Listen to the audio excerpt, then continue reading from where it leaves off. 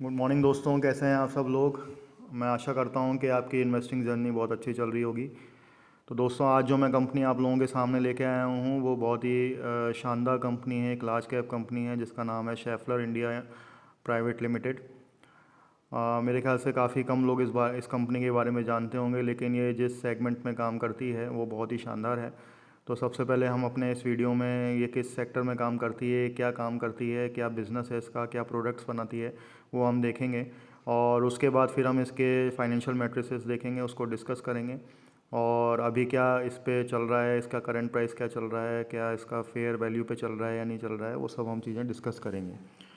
तो सबसे पहले मैं आप लोगों को इसका एक बिज़नेस बता देता हूँ। ये बेसिकली जो है दोस्तों, हाई प्रिसीशन रोलर और बॉल बियरिंग्स बनाती है, क्लच सिस्टम बनाती है, ट्रांसमिशन कंपोनेंट्स बनाती है, इंजन सिस्टम्स बनाती है रेलवेज़ के लिए और ऑटोमोबाइल इंडस्ट्री के लिए। तो बहुत ही स्ट्रॉन्ग कंपनी है और जो मेरे ख्याल से इसका सेगमेंट है, उसके जो प्रोडक्ट्स हैं आप देख सकते हैं, ये आने वाले टाइम में इनकी डिमांड हमेशा रहनी है, एवरग्रीन प्रोडक्ट्स हैं इसके।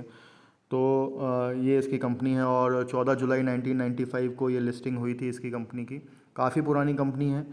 और जो बॉल बियरिंग्स हैं और जो इसके रोलर्स हैं, उसमें से इसका मैक्सिमम परसेंट जो है रेवेन्यू का वो जनरेट होता है। तो ये इस कंपनी के बारे का प्रोफाइल हो गया है, इसका बिज़नेस प्रोफाइल मैंने आप लोगों को बता दिया है।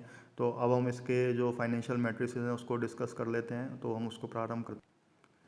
तो ये कंपनी का फाइनेंशियल्स हमारे सामने आ गया है। आप देख सकते हैं कि 43,963 करोड़ का इसका मार्केट कैप है, तो एक लार्ज कैप कंपनी है। और अगर मैं इसके करंट प्राइस की बात करूं तो वो 2,813 है। तो दोस्तों, यहाँ पे आप देख सकते हैं कि अभी कुछ ही दिन पहले मैंने आप लोगों से एक और वीडियो डिस्कस किया था जिसमें हमने एक माइक्रो कैप कंपनी डिस्कस करी थी। तो उन दोनों का प्राइस लगभग लगभग सेम है। तो मैं आपको पहले भी बता चुका हूँ कि कभी भी प्राइस से कंपनी को जज नहीं किया जाता। ठीक है, उसके ईपीएस से, उसके फाइनेंशियल जो मैट्रिसेस हैं, उन चीज़ों से उसको डिस्कस किया, उससे जज किया जाता है। तभी हमें समझ में आता है कि कब हमें इन्वेस्टिंग करनी है, कब नहीं करनी है। तो आमतौर पे क्या होता है कि ज़्यादातर जो रिटेल इन्वेस्टर्स होते हैं वो टिप्स पे चलते हैं। तो ऑपरेटर्स उनको जो कंपनी बता देते हैं वो उसी में ही इन्वेस्ट कर लेते हैं। अब वो देखते ही नहीं है कि वो किस लेवल पे इन्वेस्ट कर रहे हैं। तो क्या होता है दोस्तों, कभी आप हाई लेवल पे इन्वेस्ट कर लेते हो तो बट ऑब्वियस है, कंपनी की एक साइकिल होती है किसी भी कंपनी की, चाहे वो कितनी बड़ी कंपनी हो। वो जब राइज़ करेगी तो उसका एक डाउनफॉल भी आएगा। तो जब कंपनी राइज़ करती है तो यूज़र्स क्या होते हैं कि जो हमारे रिटेल इन्वेस्टर्स होते हैं वो ट्रैप हो जाते हैं। तो हर कंपनी में देखिए दोस्तों, करेक्शन आता है। तो हमें उसी उसी पल का, उसी टाइम का हमें वेट करना होता है। वो कब आता है ये कोई नहीं बता सकता। मार्केट को कभी कोई प्रेडिक्ट नहीं कर सकता, टाइम नहीं कर सकता। ठीक है। आज हमारे पूरे एक्सचेंज अगर मैं बात करूं, इंडिया के अंदर 8,500 कंपनियां लिस्टेड हैं। कई ऐसी भी कंपनीज़ हैं जो कभी भी अपने ऑल टाइम हाई पी पे ही चलती हैं। ठीक है, जैसे नेस्ले इंडिया हो गया, उसका पी कभी कम ही नहीं आया। ठीक है। तो ये सब कंपनियों का एक हम किसी को जज नहीं कर सकते, लेकिन हाँ, बस हम एक फेयर वैल्यू निकाल के चल सकते हैं। उसके हिसाब से कब इन्वेस्ट करना है, किस टाइम पे इन्वेस्ट करना है, किस वैल्यू पे आ जाए तब इन्वेस्ट करना है, वो हम एक बार निकाल सकते हैं। तो मेरे वीडियोस के माध्यम से सिर्फ आप लोगों को यही समझाना है कि फेयर वैल्यू कैसे निकाली जाती है, एक टारगेटेड वैल्यू कैसे निकाली जाती है, और फिर हमारा कौन सा राइट टाइम होगा उसको इन्वेस्ट करने का, वो देखना होता है। तो हम तुरंत इसमें एक बार काम कर लेते हैं। तो अगर मैं इसके 5 ईयर पी, मीडियन पी की बात करूं तो 37.1 निकल के आता है। और अगर मैं 3 साल की बात करूं तो 47.5 निकल के आता है। तो जो इसका करंट पी है 53, तो अभी आप देख सकते हैं कि ये जो हमारा प्राइस है वो काफ़ी ओवर वैल्यूड है। तो अभी ये काफ़ी ओवर वैल्यूड उसके अंदर चल रहा है। तो आप देख सकते हैं कि अगर मैं इसका पीयर कंपैरिजन देखूं तो ये अपने पूरे सेगमेंट में टॉप लीडर है, मार्केट लीडर है उसका। और अगर हम इसका फेयर वैल्यू निकालने जाएं तो फेयर वैल्यू, पहले हम ईपीएस देख लेते हैं, इसके जो क्वार्टरली रिजल्ट्स हैं वो देख लेते हैं। सितंबर 22 के इसके रिजल्ट्स आ चुके हैं। तो आप देख सकते हैं कि सितंबर 21 में 10.93 था और अब वो हो चुका है 13.78। तो रफली अगर मैं पकड़ूं तो ₹3 के हिसाब से ईपीएस में इंक्रीज़ हुआ है, जो कि बहुत ही अच्छा है। और उसका जो टारगेट प्राइस, अब जो फेयर वैल्यू निकल के आती है वो हम देख लेते हैं। फेयर वैल्यू क्या आती है इसकी। तो जब मैं इसका ट्रेडिंग 12 मंथ्स का देखूंगा तो आप देख सकते हैं 53.67 है। तो 53.67 को जब मैं अपने जो मेरा एवरेज पी निकाला है मैंने 5 साल का और 3 साल का, वो निकल के आता है 42। तो मेरा जो इसका फेयर वैल्यू निकल के आती है वो आती है 2254 रुपये।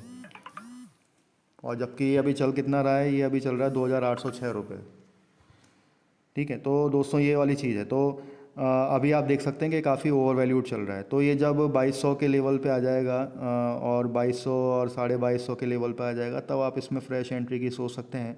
और जिन्होंने अभी इसको ले रखा है तो वो इसके काफ़ी प्रॉफिट का फ़ायदा उठा रहे होंगे। और जिन्होंने अभी ऊपरी लेवल पे ले रखा है, लाइक के 2700 या 2800 के लेवल पे ले रखा है, तो आप अभी इसको होल्ड करें। अभी तो बहुत अच्छी कंपनी है और ये अगर आपको अभी नेगेटिव रिजल्ट्स भी देती है तो आप उसको भी होल्ड करें, क्योंकि इसके जो क्वार्टरली रिजल्ट्स आए हैं आप देख सकते हैं काफ़ी अच्छे आए हैं और 3 के हिसाब से इसमें ग्रोथ हुई है। तो देखिए, मैंने आप लोगों को पहले ही बताया कि ईपीएस जो है वो एनुअली कैलकुलेट होता है। हो सकता है कि अभी मार्केट में इसकी पिटाई चल रही हो क्योंकि क्वार्टरली रिजल्ट्स जो हुए हैं वो कम आए हैं।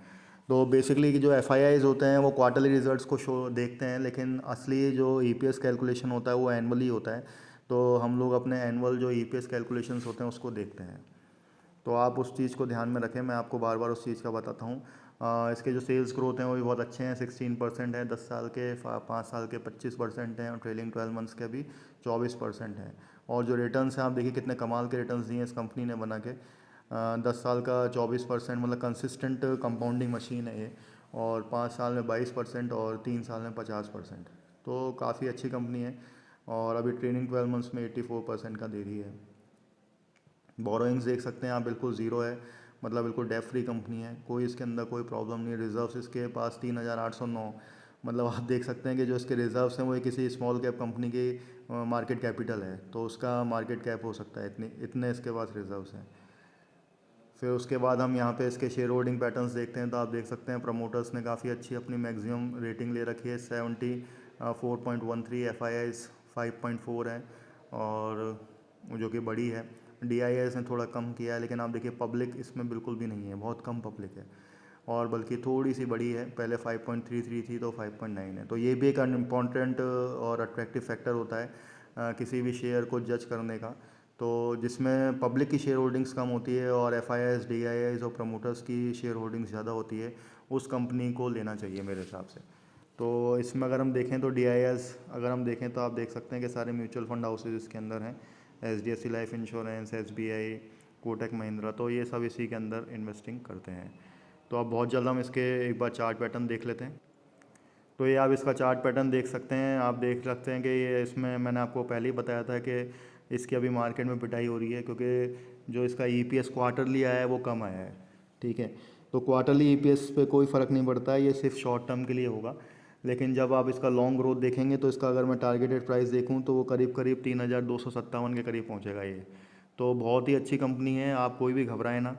और जिन्होंने ऊपरी लेवल पे ले रखा है वो भी बिल्कुल ना घबराएं इसमें आप, क्योंकि इसको मैं आपको दिखा दूँ, एक साल के अगर हम इसका चार्ट पैटर्न देखें तो 82% के रिटर्न दिए हैं इसने और 5 साल में इस कंपनी ने 171% के रिटर्न दिए और देखिए कितनी स्मूथ लाइन है, कोई इसमें दिक्कत की बात नहीं है।